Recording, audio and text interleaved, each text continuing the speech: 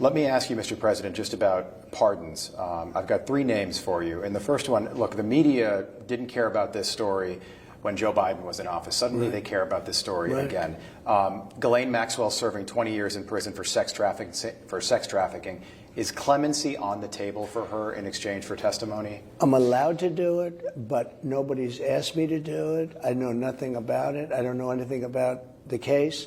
But I know I have the right to do it. I have the right to give pardons. I've given pardons to people before. Yeah. But nobody's even asked me to do it. Sean Diddy Combs?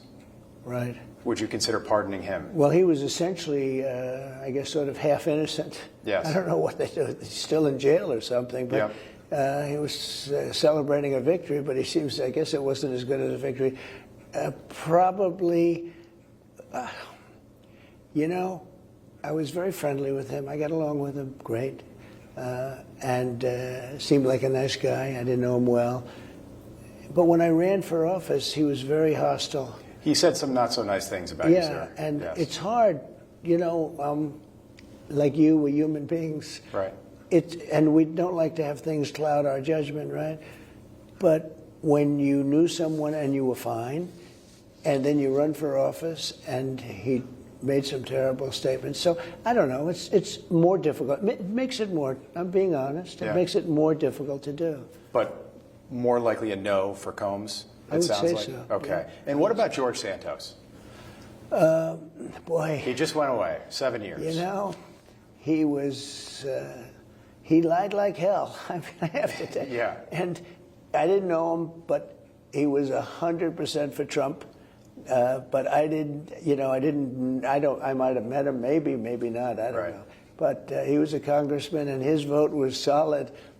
It sounds like a lot. He got in. You know, you could blame the other side for not checking him out. Yeah. He didn't do all those things that he said. Local news missed it. Everybody missed it. Well, you could say the media missed it. Everybody missed it. They found out about this stuff after the election was won. So nobody's talked to me about it. So they really, you know, they haven't talked to me about the two. They have talked to me about Sean, but they haven't talked to me about the two. But again, with him, I have the right to do it. Nobody's asked me, but it's interesting. Is it 7 years? 7 years. He just went away. That's a long time. Your Deputy Attorney General sat down with Ghislaine Maxwell for 9 hours. I'm just wondering when the American people get to hear what she said during that interview. Well, I don't know, because I haven't spoken about it, but he's a very talented guy, Todd Blanche, and a very straight shooter. Yeah. And I think he probably wanted to know, you know, just to get a feeling of it, because we'd like to release everything, but we don't want people to get hurt that shouldn't be hurt. Yeah. And I would assume that was why he was there. I want to release everything. I just don't want people to get hurt. You can't have people associated. First of all, the files were run by some very bad people and very sick people like Comey and Lisa, the whole group, you know, all those people in that office. They ran those files for 4 years. And if they were going to use the files, they would have used it before my election. Because unless they're stupid, which to a certain extent they are stupid. You're saying they would have released the information. Well, they had the files. They election. Control the files. Yes. I didn't control the files. They controlled the files for 4 years.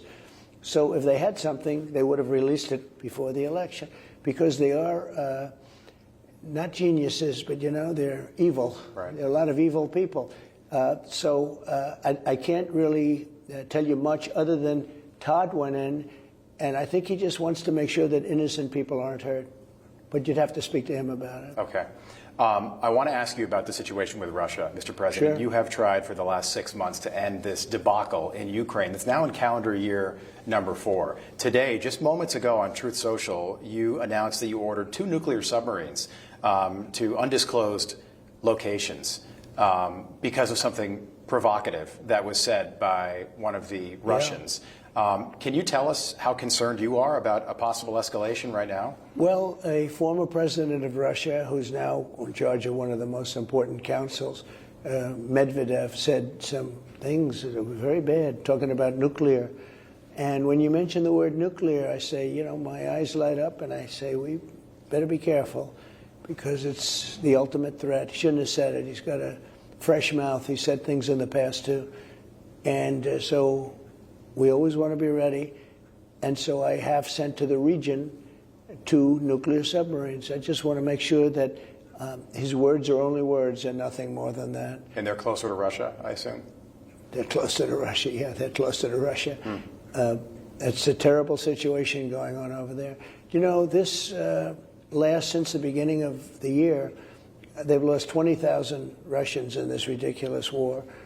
They've lost 8,000 Ukrainian soldiers. Then they've also lost people in cities and towns, a lot, but not nearly numbers like that, because missiles are being shot into Kiev and other places.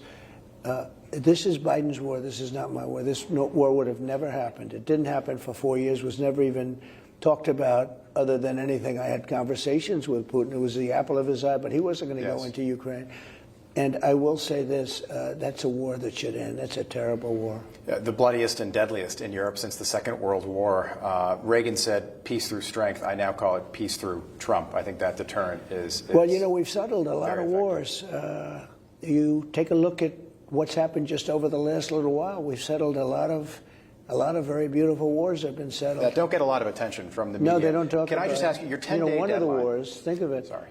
India, Pakistan, nuclear. You look at Cambodia just recently. It looked like that was going to be another big war. It was going to be a war. I settled that up, and I settled it up with trade. I settled a lot of them with trade. I said, listen, you guys are going to fight. You can fight all you want. I mean, just fight your hearts out, but we're not doing a trade deal. And all of a sudden, they end up not doing a war. I settled in the Congo. We settled a big one with Rwanda. It's going on for 31 years, 8 million people dead, killed. It looked like it was going to go on for another 31 years, and we settled that one. Kosovo, you know about that, with Serbia. That was going to break out. I mean, I settled a lot of wars. I think I settled averaging about a war a month. But, you know, we're saving millions of lives. Look what we did with the nuclear threat of Iran. That was totally obliterated, as now it's been confirmed. You know, they like to say, well, maybe it wasn't really that well. It was obliterated. It turned out, they just reported today, it was totally obliterated. Those pilots did some job, but we wiped out that nuclear threat. We've done a lot for peace. Just quickly, you gave Russia, I think it was like a 50-day deadline, and then you lowered that to between 10 and 12 days. That would expire next Friday. Yeah. What happens if there's no deal? We'll put sanctions on, and he's pretty good with sanctions. He knows how to avoid sanctions. Does Putin know how serious you appear to be now? I just want people to stop dying. Yeah. You know, this was Biden's war. This was not my war, Rob. This was Biden's war. It would have never happened. And it didn't happen. For 4 years, it didn't happen. There was no discussion of it. It wasn't going to happen. I told Putin, can't do it. It wasn't going to happen. And I got along with him very well. And the sad thing is, when I come in, I want to put this fire out. And this is the one flame, but I want to put the fire out. And I talked to Putin a lot. And I think we had a great conversation. Then I go home and I see that a bomb was dropped in Kiev and some of the various cities are killing people. I say, you know, I just had this great conversation with him, and it looked like we were going to, I thought we had it worked out 3 different times, and maybe he wants to try and take the whole thing. I think it's going to be very hard for him to Has your opinion of Putin changed just in dealing with him? I'm surprised. You knew him, but... I don't want to say that. Look, he's obviously a tough cookie, but so it hasn't changed in that way. But I'm surprised. We had numerous good conversations where we could have ended this thing. Yeah. And all of a sudden, bombs start flying. So